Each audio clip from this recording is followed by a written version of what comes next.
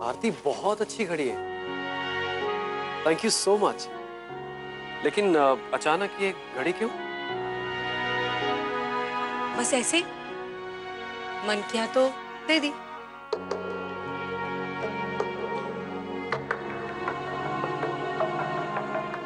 लेकिन इसमें ये 9 महीने बाद की डेट क्यों है?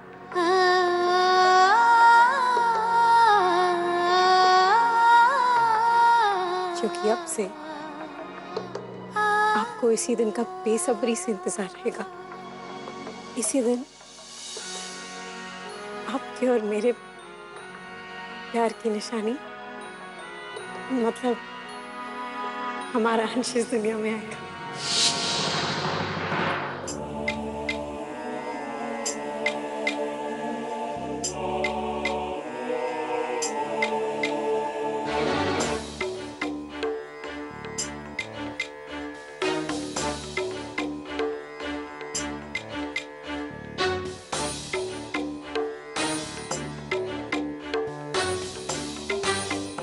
ये घड़ी तो मैंने प्रशांत को गिफ्ट की थी।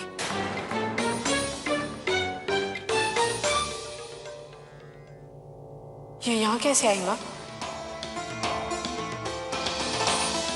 बताइए ना माँ। ये प्रशांत की घड़ी यहाँ कैसे आई?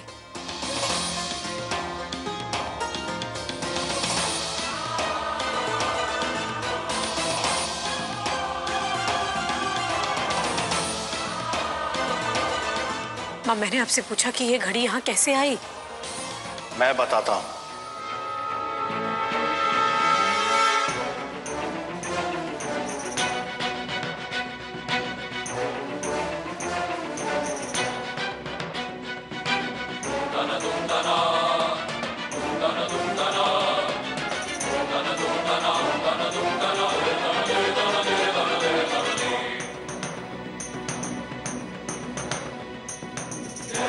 ये घड़ी इसलिए यहां है क्योंकि प्रशांत यहां आया था।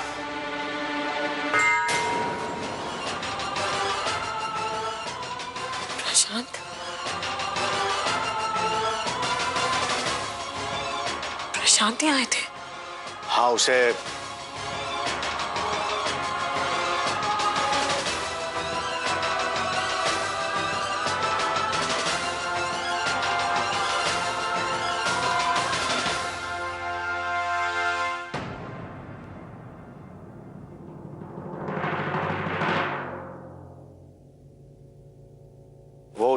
समझ गई, उन्हें फिर से पैसों की जरूरत होगी। नहीं तो पिछली बार की तरह इस बार भी इस घर पे अपना हक जताने आ गए होंगे। गलती मेरी है माँ,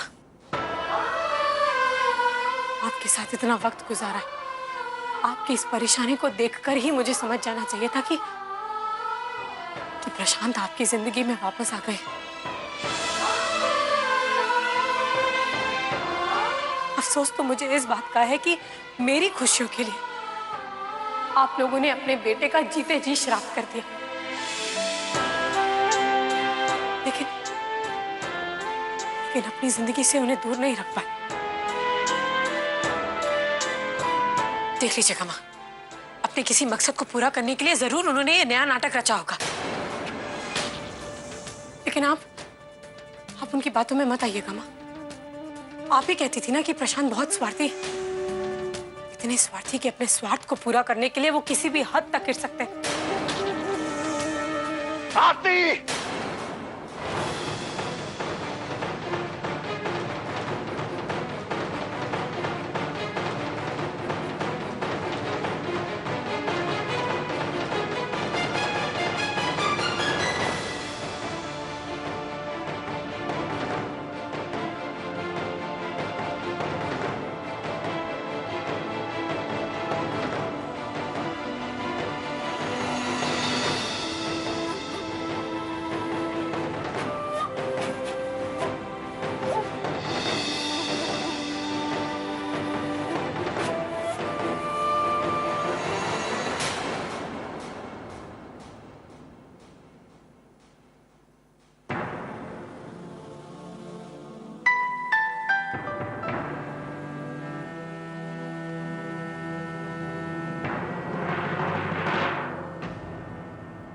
चल, तू ये सब क्या लेकर बैठ गई है?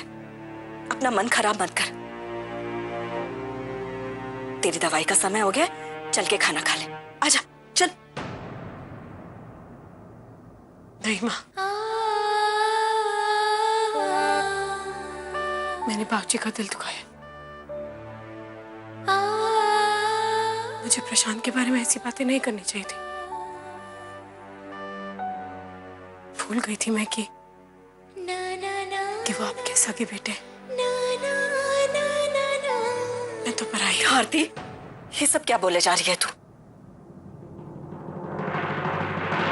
देख बेटा, मैं जानती हूं कि वो गुस्सा हो गए, लेकिन जानती है क्यों? जब प्रशांत यहाँ आया था तो हम दोनों ने उसकी आंखों में उसके किए का पछतावा देखा था बेटा।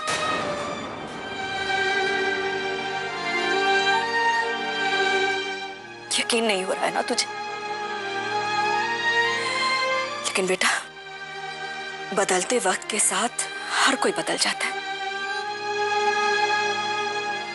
अब तो यश जी को ही देख ले, कितना बदलाव आया उनमें।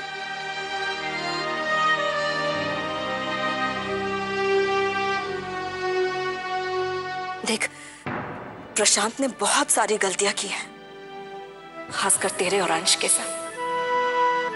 वो माफी का हकदार बिल्कुल नहीं है, लेकिन ये भी तो सच है कि उसे अपनी गलतियों का एहसास हो गया है। और प्रशांत जो भी... माफ कीजिए मुझे, लेकिन मुझे प्रशांत के बारे में कुछ नहीं सुनना। माँ, उनका नाम सुनते ही मेरे दिमाग की नसें तन जाती हैं। अभी थोड़ी देर में यश जी आ रहे होंगे मुझे लेने, और मेरी सूरत देख के समझ जाएंगे कि मैं स्ट्रेस्ड हूँ। 1000 क्वेश्चंस करेंगे और मैं उनसे सच नहीं छुपा पाऊंगी। और आप और बाबूजी ने भी तो मुझे इसी बात की कसम दी है माँ, कि मैं यश जी और उनके परिवार से बात छुपा के रखूं कि मैं विधवा नहीं, तलाकशुदा हूं।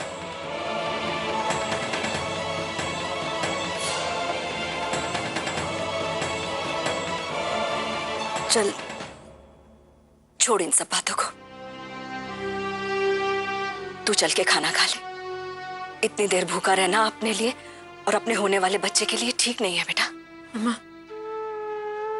बाबूजी, एक बार जाके उनसे माफी मांग लेती हूँ। बाबूजी को रहने दे, मैं उनसे बाद में बात कर लूंगी। और बेटा, तेरे बाबूजी कभी नहीं चाहेंगे कि तू अपने होने वाले बच्चे को भूखा रखे। जो कुछ भी हुआ है उसे भूल जा और चल के खाना खा।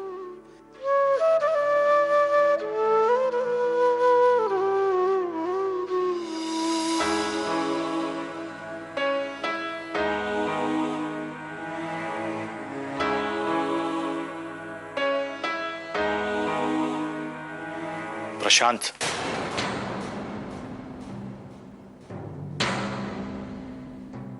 कहां जा रहे हो? पिछले कुछ दिनों में जिसने मेरे बेचैन मन को सुकून पहुंचाया है, मेरे दिल में घर बना लिया है, सोचा उसी से मिलकर आता। लेकिन प्रशांत, आप फिक्र मत कीजिए बाबूजी, मैं अपना ध्यान रखूंगा।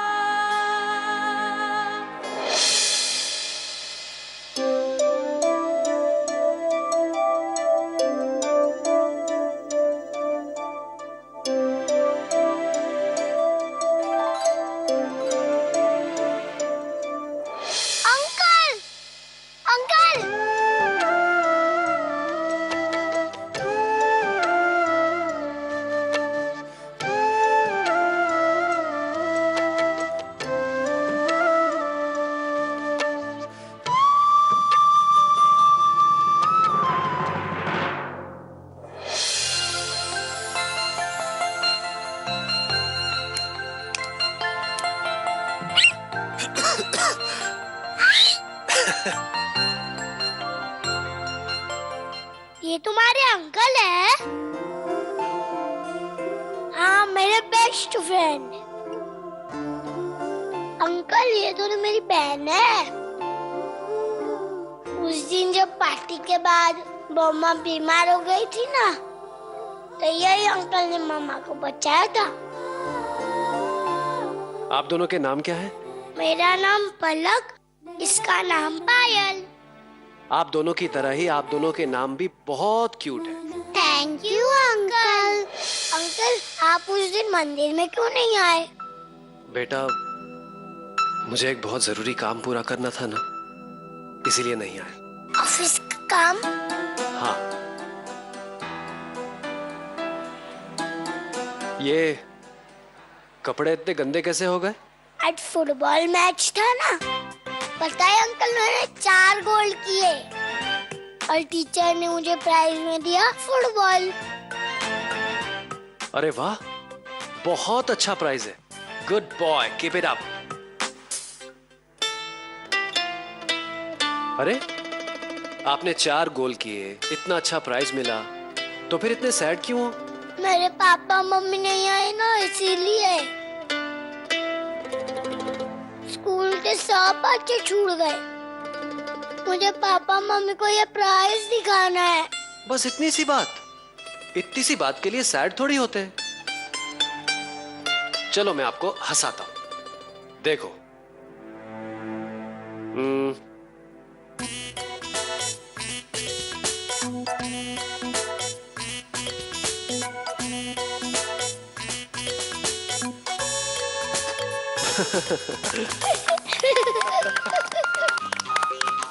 चलो आप करके दिखाओ।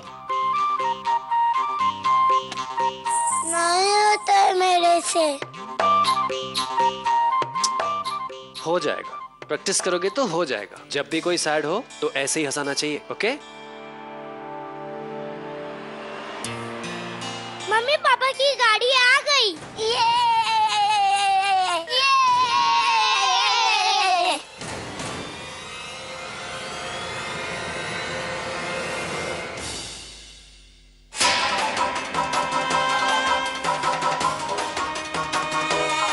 अंश, बेटा मैं चलता हूँ।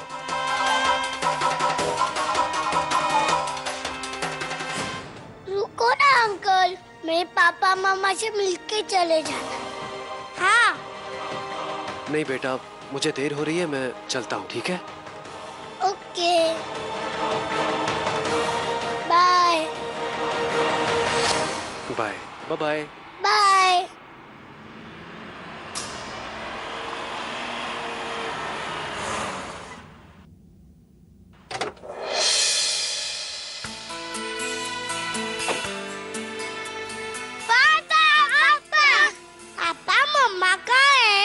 उन्होंने बोला था वो भी आएंगी आपके साथ।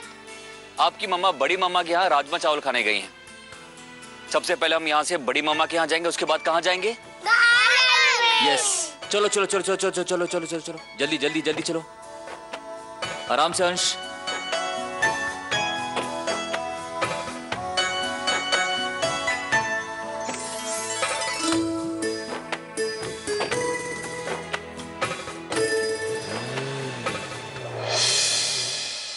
वैसे माँ, थैंक यू वेरी मच। क्या आप जानती हैं, आप इस दुनिया के सबसे अच्छे राजमा बनाती हैं। इसी लालच में तो मैंने यश जी को स्कूल भेज दिया बच्चों को लाने के लिए।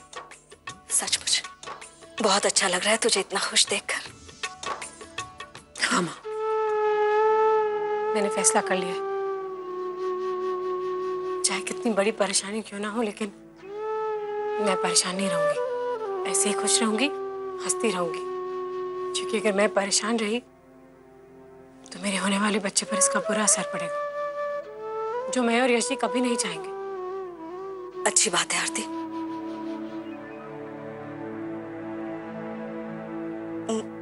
मुझे तुझसे कुछ बात करनी थी। हाँ माँ, बोलिए ना, क्या बात है?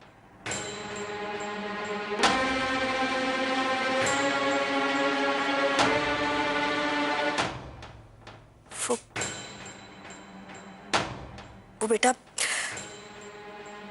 हॉस्पिटल में क्या माँ?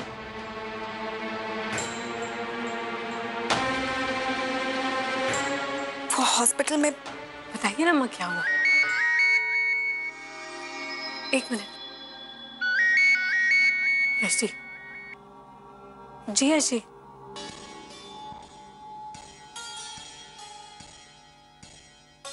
हाँ, खा लिया खाना।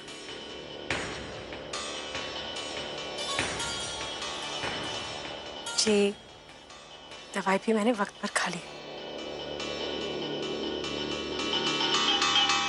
यश जी, हाँ, तो आप क्या कह रही थी?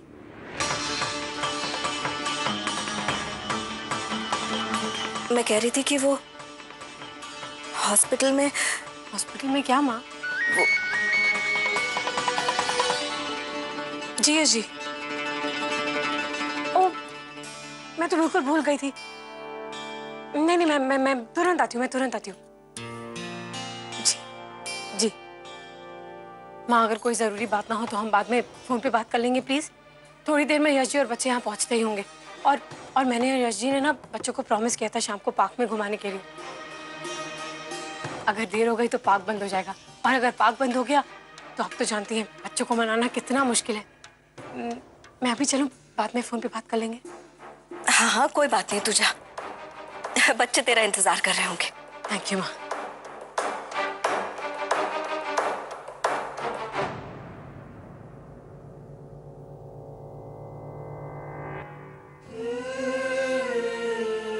आप दुनिया की बेस्ट माँ हो।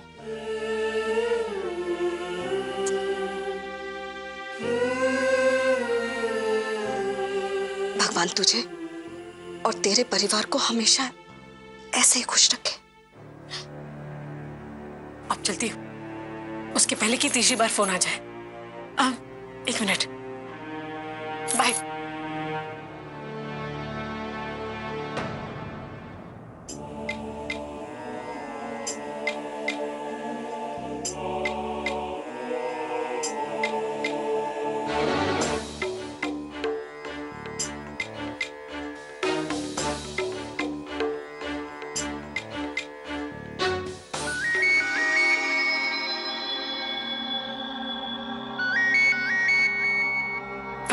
Bye bye.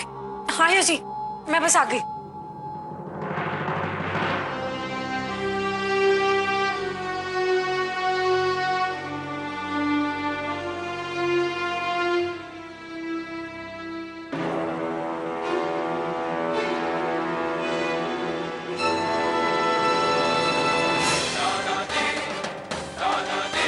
यश जी और बच्चे बाहर इंतजार कर रहे थे, इसलिए नहीं बोल पाई।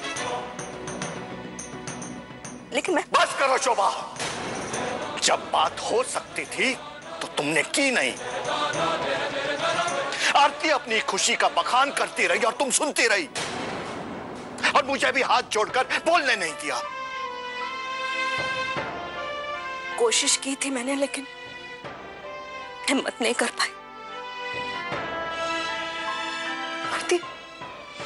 आरती अपने परिवार के साथ कितनी खुश है, यही तो चाहते थे ना हम।